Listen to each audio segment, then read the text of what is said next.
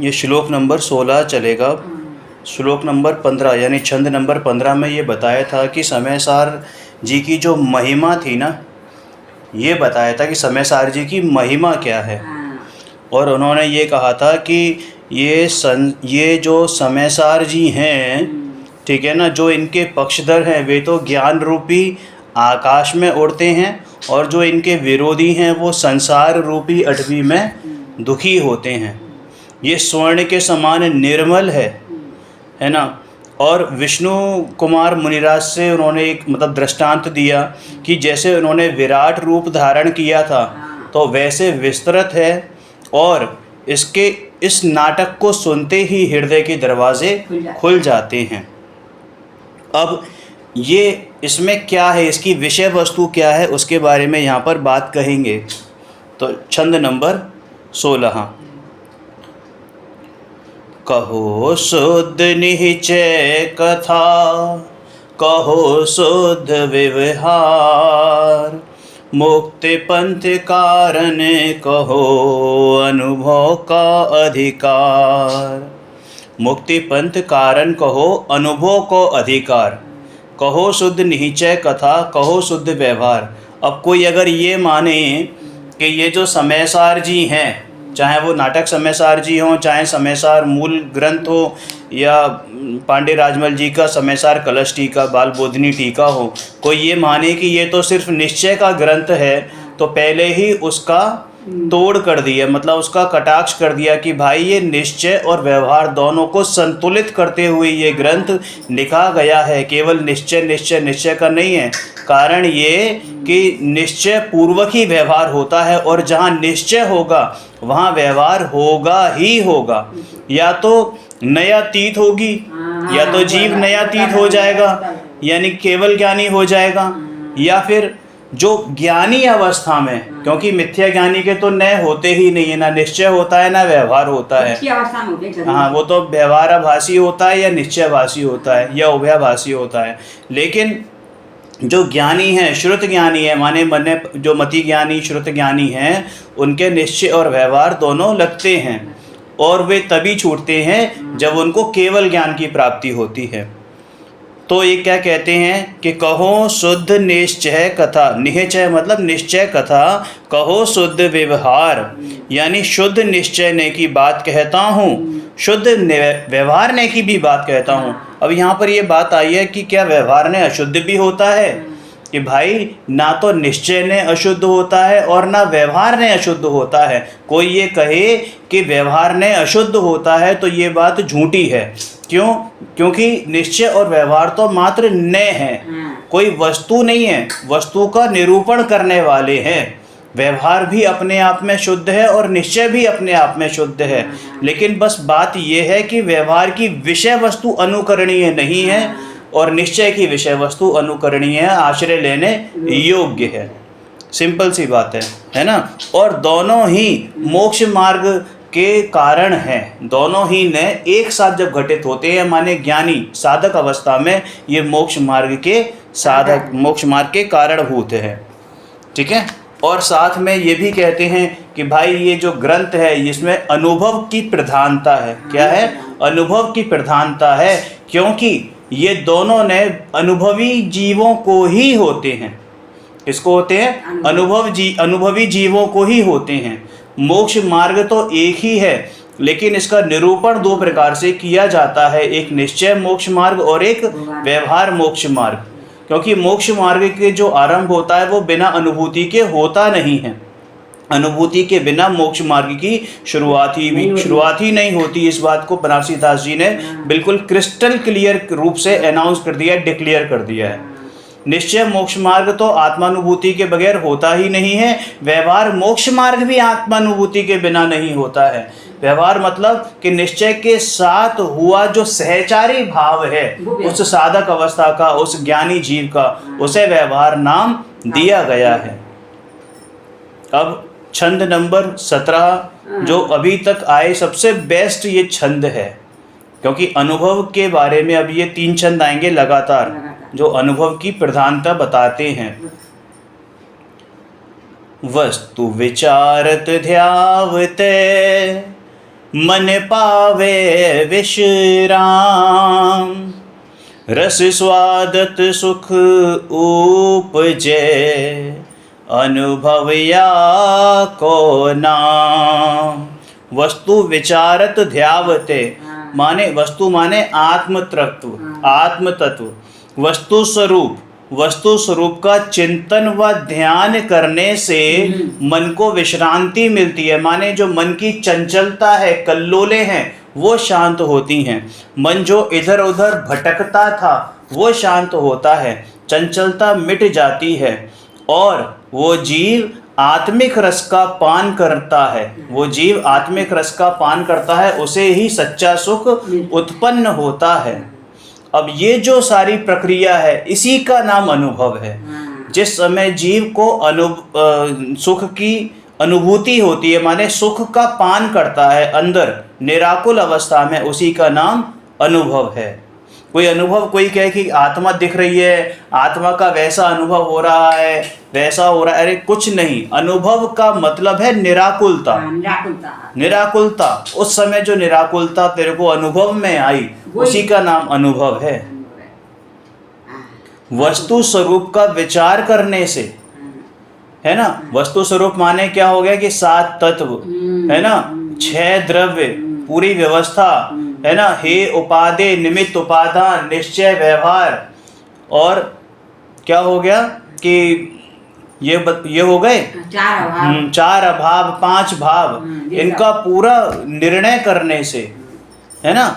तो वस्तु स्वरूप का विचार करने से, अर्थात आत्म स्वरूप का चिंतन करने से, उसी का ध्यान करने से ये मन विश्रांति को प्राप्त होता है। माने अनुभव के काल में मन का अवलंबन नहीं होता, कि कोई मन का अवलंबन होता, उपस्थित है, इसमें कोई दो राय नहीं है, लेकिन मन का अवलंबन नहीं होता है। ठीक है ना। समझ में आया ना। मन का अवलंबन नहीं होता है और मन को विश्रांति मिलती है, मतलब विश्राम को प्राप्त होता है, शांति मिलती है। हाँ, अनाकुल शांति मिलती है। संकल्प विकल्प और ये जो होते हैं ना अंतर्जल्प और बहिर्जल्प, इस प्रकार के जो विकल्प होते हैं, जो चंचलता होती है, वो मिट जाती है, जिससे साम्य भाव प्रकट होता है। साम्य भाव मतलब वीतरागता प्रकट होती है, विशुद्धि प्रकट होती है। और जब ऐसा करते हैं तो आत्मिक रस का स्वाद, अर्थात आत्मानुभूति होने पर जो अतीन्द्रिय आनंद या सुख का वेदन होता है, उसी का नाम अनुभव है। जो अंदर जो सुख का वेदन हुआ, जो अनाकुलता का वेदन हुआ, जो निराकुलता का वेदन हुआ, उसी का नाम अनुभव है। अब छंद नंबर 18, एक बार 17 फिर पढ़ते हैं। वस्तु विचारत ध्यावते, मन पावे विश्राम। रस स्वादत सुख उपजे, अनुभव या को नाम। अब छंद नंबर 18। अनुभव चिंतामणि रतन, अनुभव है रस को। अनुभव मार्ग मोक्ष को, अनुभव मोक्ष स्वरूप। अनुभव चिंतामणि रतन, अनुभव है रसकूप। अभी पहले अनुभव क्या था वो बताया, अब अनुभव कैसा है ना, वो बता रहे हैं कि भाई अनुभव चिंतामणि रतन है। जैसे कि चिंतामणि रतन क्या होती है कि जो आप इच्छा करते हो वो उसकी आपको प्राप्ति हो जाती है ना। अनुभव है रसकूप, और ये आत्मिक रस का कूप है, अमृत का घन पिंड है, अमृत का कूप है, अमृत का समंदर है। अनुभूति रस से मतलब अनुभूति रस के कुएं के समान है, और ये अनुभूति ही मोक्ष का मार्ग है। अनुभूति मोक्ष स्वरूप ही है। समझ में आया। आत्मानुभूति चिंतामणि रत्न के समान है। जैसे कि जिस प्रकार चिंतामणि रत्न से हम जो चाहते हैं वो प्राप्त हो जाता है, उसी प्रकार हम सभी सुखी होना चाहते हैं तो सच्चे सुख की प्राप्ति आत्मानुभूति रूपी चिंतामणि रत्न से ही होती है। आत्मानुभूति ही समता रस का कुआं है। समता रस का कुआं है माने वीतरागता का कुआं है, माने अध्यात्म रस का कुआं है। अर्थात जैसे कुएं के पास जाने पर ही जल की प्राप्ति होती है, ठीक उसी प्रकार आत्मानुभूति होने पर, स्वानुभूति होने पर, आत्मानुभव होने पर ये चित्त को शांति मिलती है, शांति अवश्य मिलती है। और ये अनुभूति क्या है कि यही मोक्ष मार्ग है, यही मोक्ष मार्ग की शुरुआत है। आत्मानुभूति ही मोक्ष मार्ग है, अर्थात रत्नात्रय है। और समय सार जी की जो मूल ग्रंथ में वहाँ तो ये भी कहा कि आत्मानुभूति ही आत्मा है। सही बात है। आत्मानुभूति ही, जितनी आत्मानुभूति है उतना ही आत्मा है। बस जितना सम्यक दर्शन है उतना ही आत्मा है। आत्मानुभूति ही मोक्ष मार्ग अर्थात रत्नात्रय है, यानी सम्यक दर्शन, सम्यक ज्ञान, सम्यक चारित्र है। आत्मानुभूति कैसी है कि मोक्ष स्वरूप ही है। क्या इस समय सिद्ध भगवान को आत्मानुभूति नहीं हो रही कि उनको तो आत्मानुभूति के अलावा कुछ और काम ही नहीं है।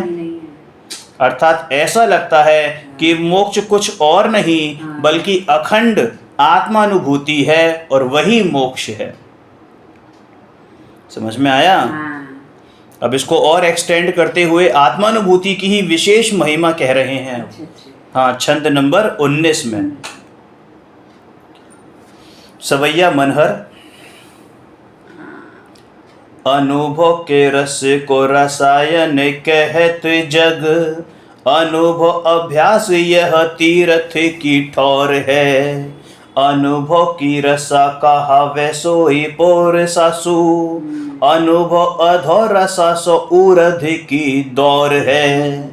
अनुभव की केली यह है कामधेनु चित्रावेली, अनुभव को स्वाद पंच अमृत को कौर है। पंचामृत का कौर है अनुभव का स्वाद। अनुभव करम तोरे परम सो प्रीति जोरे, अनुभव समान न धर्म को और है। अनुभव समान न धर्म को और है।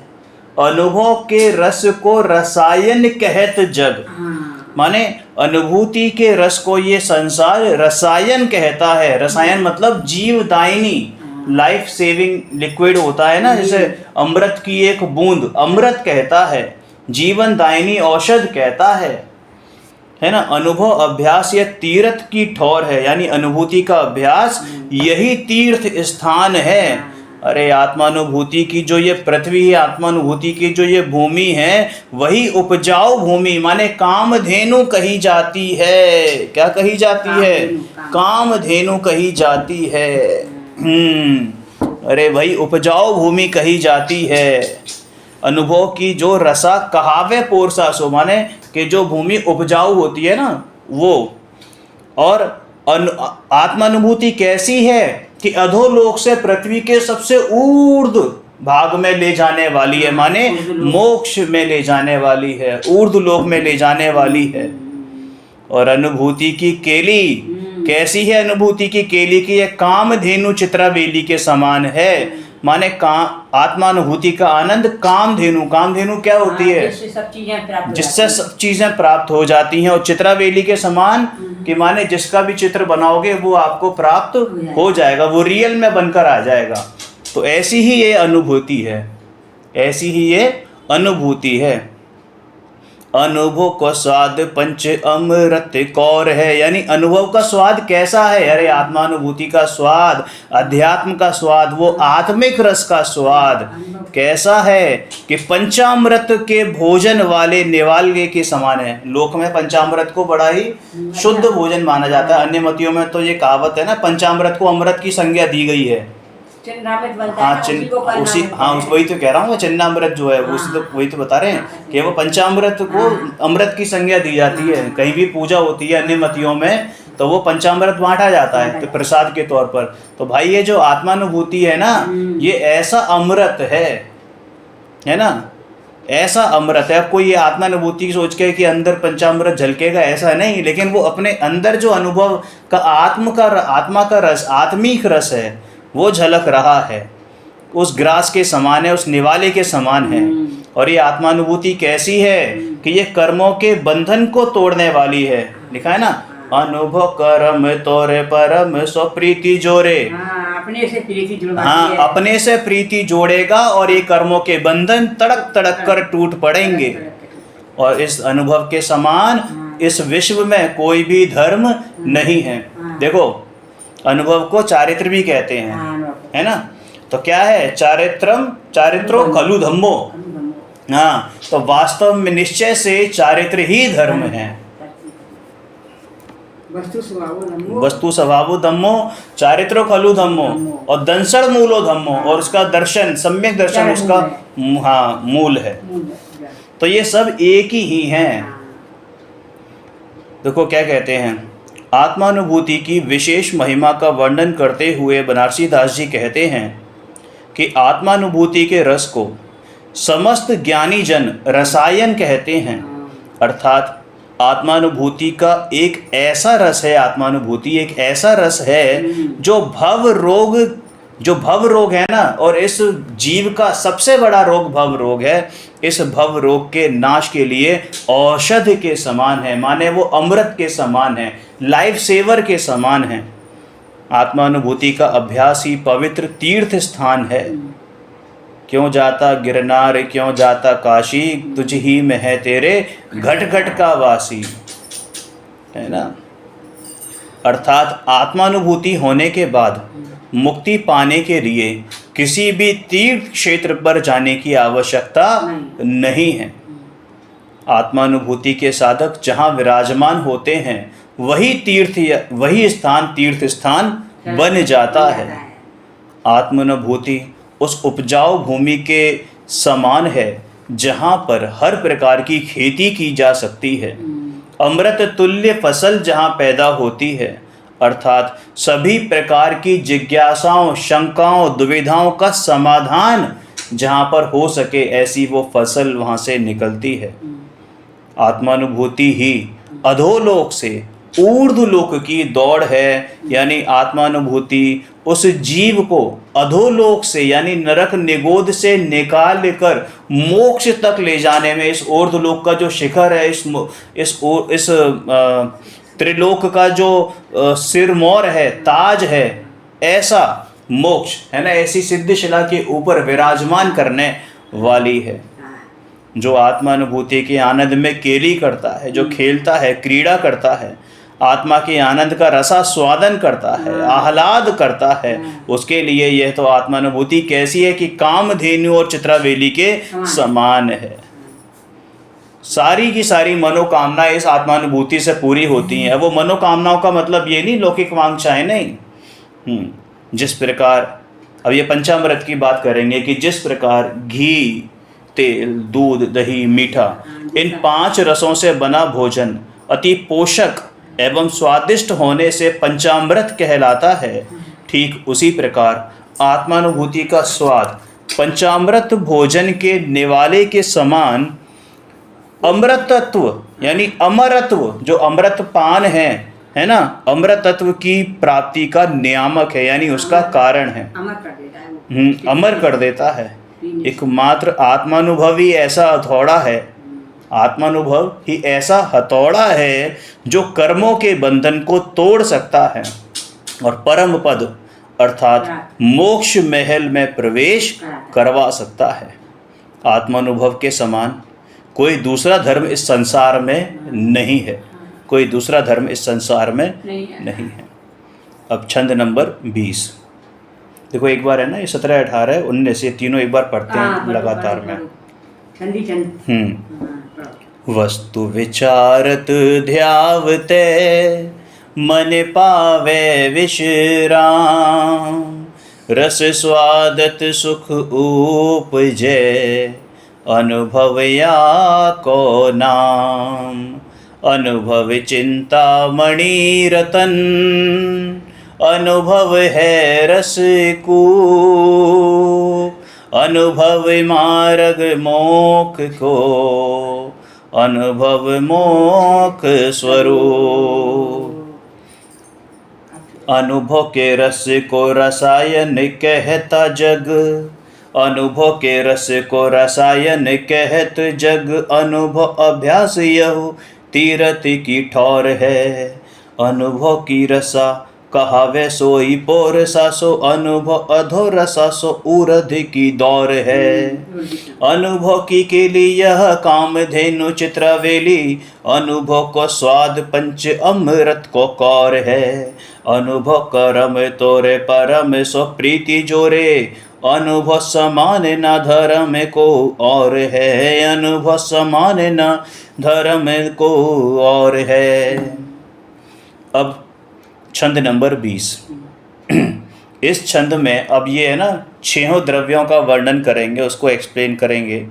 तो सबसे पहले क्या है 6 द्रव्यों में? जीव द्रव्य। चेतनवंत अनंत गुण, परिजय शक्ति अनंत, अलख अखंडित सर्वगत, जीव दरब विरतंत। चेतनवंत अनंत गुण, चेतनवंत अनंत गुण यानी चेतन स्वरूप कैसा है कि अनंत गुणों का धनी है। और पर्याय की शक्ति कैसी है उसकी कि वो भी अनंत है। अलख यानी जो दिखाई ना दे, अरूपी है, अखंडित है और सर्व में व्याप्त है। अब सर्व में व्याप्त मतलब कि ऐसी सामर्थ्य है जो लोकालोक को एक समय में युगपद जान सकता है, देख सकता है। तो इसलिए कहा गया सर्वगत। हाँ, सर्वगत या सर्व में व्याप्त है। यह जीव द्रव्य का स्वरूप है, वृत्तांत है। जीव द्रव्य का स्वरूप वर्णित करते हुए बनारसी दास जी कहते हैं कि जीव द्रव्य चैतन्य स्वरूप है, अर्थात जिसमें स्वयं पर प्रकाशक चेतना शक्ति विद्यमान है। कैसी है? स्वयं पर प्रकाशक चेतना शक्ति विद्यमान है, जो अनंत गुणों का स्वामी है। उसमें अनंत पर्याय प्रकट करने की शक्ति है। अनंत पर्याय प्रकट करने की शक्ति माने पर्याय की अपरिमितता, यानी कि केवल ज्ञान अपरिमित, केवल दर्शन अपरिमित, वीर्य अपरिमित, सुख अपरिमित, ऐसी अनंत शक्तियां अनंत रूप भाव से विद्यमान हैं, अनंत शक्ति रूप विद्यमान है। अलख है माने अरूपी है ना, जो दिखाई ना दे, अरूपी है। जो अखंडित है, अखंडित माने अनंत गुणात्मक, अनंत धर्मात्मक होते हुए भी एक अखंड रूप जिसका है, जो कभी खंड रूप नहीं होता, कभी टूटता नहीं, त्रिकाल एक जैसा रहता है, जो सर्वगत है यानी सर्व में व्याप्त है, यानी कि ऐसी सामर्थ्य है कि वो सर्वलोक को एक साथ एक समय में जान सकता है। ये स्वपर प्रकाशकता, ऐसा स्वभाव है जीव का। जीव द्रव्य ही एकमात्र ऐसा द्रव्य है कि जो स्वयं तो ज्ञाता है और स्वयं भी ज्ञेय ही है। समझ में आया? अब बात करते हैं पुद्गल द्रव्य की। फरस वरन रस नहीं, फरस वरन रस गंधमय, नरद पास संठान, अनुरूपी पुद्गल दरब, नभ प्रदेश परवान। फरस यानी स्पर्श, वरण वर्ण, रस गंध में यानी स्पर्श रस गंध वर्ण में, है ना। और नरद पास संस्थान यानी कि जैसे चौपड़ के पास ही जैसे आकार वाला, जो पुद्गल का एक परमाणु है वो ऐसा होता है, क्यूबॉइड या क्यूब शेप का होता है ना, तो वैसे आकार वाला। और कैसा है? अनुरूपी पुद्गल द्रव्य, उसके समान रूप वाला पुद्गल द्रव्य है। आकाश के प्रदेश के प्रमाण के बराबर है, मतलब आकाश का जो एक प्रदेश, अब इस प्रदेश की परिभाषा में भी यही आता है कि एक परमाणु आकाश के जितने क्षेत्र को घेरता है उसको एक प्रदेश कहते हैं। आकाश का एक प्रदेश उसको कहा जाता है। परमाणु जितना क्षेत्र एक परमाणु घेरता है उसको आकाश का एक प्रदेश कहा जाता है ना। एक प्रदेश, हाँ, एक प्रदेश कहा जाता है, इसलिए परमाणु एक प्रदेशी है। इसलिए परमाणु एक प्रदेशी, एक परमाणु एक प्रदेशी है। और पुद्गल में क्या चीज है कि हाँ, स्कंद बनने की क्षमता है, मतलब पुद्गल यानी जुड़ना और बिछुड़ना, ऐसा पुद्गल की सामर्थ्य है। ये सिर्फ और सिर्फ पुद्गल में है, न जीव में है न और किसी द्रव्य में है। पुद्गल द्रव्य का स्वरूप बताते हुए कहते हैं कि जो स्पर्श यानी छूने योग्य, वर्ण यानी कि रंग, कोई ना कोई रंग का होगा, रस यानी स्वाद और गंध, है ना, महक आदि गुणों से सहित है। चौपड़ के पासे के समान जिसका आकार है, मतलब क्यूब, घन जिसे कहते हैं ना, घन, वैसा उसका आकार है, वह पुद्गल द्रव्य है जो आकाश के प्रदेश के अनुरूप कहा गया है, अर्थात उत्कृष्ट परिमाण लोकाकाश के अनुरूप, है ना, एवं सूक्ष्मतम शुद्ध परमाणु आकाश द्रव्य के एक प्रदेश के बराबर आकार का माना गया है। माने ये कहते हैं कि पुद्गल का स्कंद पर्याय पूरे लोकाकाश को घेरने में समर्थ है। पुद्गल की स्कंद रूपी पर्याय पूरे लोकाकाश को घेरने में समर्थ है, और पुद्गल का एक परमाणु मात्र एक प्रदेश पर रहता है। आकाश के एक प्रदेश के बराबर का उसका आकार रहता है तो नहीं, लेकिन उसका एक आकार का एक प्रदेश है, आकाश के एक प्रदेश के बराबर उसका आकार है। ठीक है, आकाश के प्रदेशों पर वो परमाणु हीरे की जड़ों, वो काल अणु है, वो काल द्रव्य है, ये आएगा आगे, काल द्रव्य है ना। अभी तो पुद्गल द्रव्य की बात है। हाँ, पुद्गल द्रव्य की बात है। अब यहाँ पे धर्म और अधर्म की बात आएगी। अच्छा। छंद नंबर 22। जैसे सलिल समूह में करे मीन गति कर, तैसे पुद्गल जीव को चलन सहाई धर्म। हाँ, धर्म द्रव्य। जैसे सलिल समूह में यानी कि पानी के समूह में अर्थात सरोवर में मछली स्वयं चलने का कार्य करती है, उसी प्रकार पुद्गल और जीव को चलने में सहायक धर्म द्रव्य होता है। माने जैसे पानी जो है, पानी सरोवर का पानी वो तो अपने आप बह रहा है, लेकिन वो उस पानी की वजह से वो मछली नहीं तैर रही, मछली में स्वयं तैरने की योग्यता है, और पानी वहां पर निमित्त है। इसलिए पानी निमित्त है। वैसे ही धर्म द्रव्य जीव और पुद्गल, मात्र एक दो पुद्गल, हाँ, जीव और धर्म के चलने में ये धर्म द्रव्य निमित्त है, चलाता नहीं है। स्वयं चलते हुए जीव और पुद्गल को हाँ, उसके गति में हेतुत्व है, निमित्त है। धर्म द्रव्य का स्वरूप बताते हुए कविवर बनारसी दास जी कहते हैं कि जिस प्रकार स्वयं गमन करती हुई मछली को गमन करने में ये सरोवर आदि का पानी सहायक होता है, उसी प्रकार स्वयं चलते हुए पुद्गलों और जीवों को चलने में ये धर्म द्रव्य सहायक होता है। सरोवर का पानी मछली को जबरन नहीं चलाता। अगर जबरन चलाता होता तो मछली कभी रुके ही नहीं। मछली रुकती भी तो है, तो कभी रुके ही नहीं। और अगर वो चलाने की सामर्थ्य होती तो ईंट पत्थर भी चलने चाहिए थे। मछली क्यों चलती? मछली ही केवल क्यों चलती? ईंट पत्थर, हाँ, तो मछली में स्वयं की योग्यता, बिल्कुल। यदि फिर यहाँ आ गया ना बात कि तब पानी उसकी सहायता करता है, सरोवर जबरदस्ती नहीं चलाता, है ना। यदि पानी मछली को चलाता तो मछली कभी ठहरती नहीं, चलती ही रहती। और भी उसके जो अंदर वो है मटेरियल, पत्थर है, ये है, वो कभी भी नहीं रुकते, वो चलते ही रहते। हाँ, ठीक उसी प्रकार धर्म द्रव्य जीवों और पुद्गल को जबरन नहीं चलाता है। जब जीव और पुद्गल स्वयं गमन करना चाहें तब धर्म द्रव्य चलने में उनकी सहायता करता है। चाहने से मतलब ये कि उनकी उस समय जो तत्समय की योग्यता है चलने की, तो जीव उस समय अपने आप चलेगा, पुद्गल अपने आप गमन करेगा, लेकिन उस समय धर्म द्रव्य निमित्त होता है। बस, ठीक है, बाकी बाद में।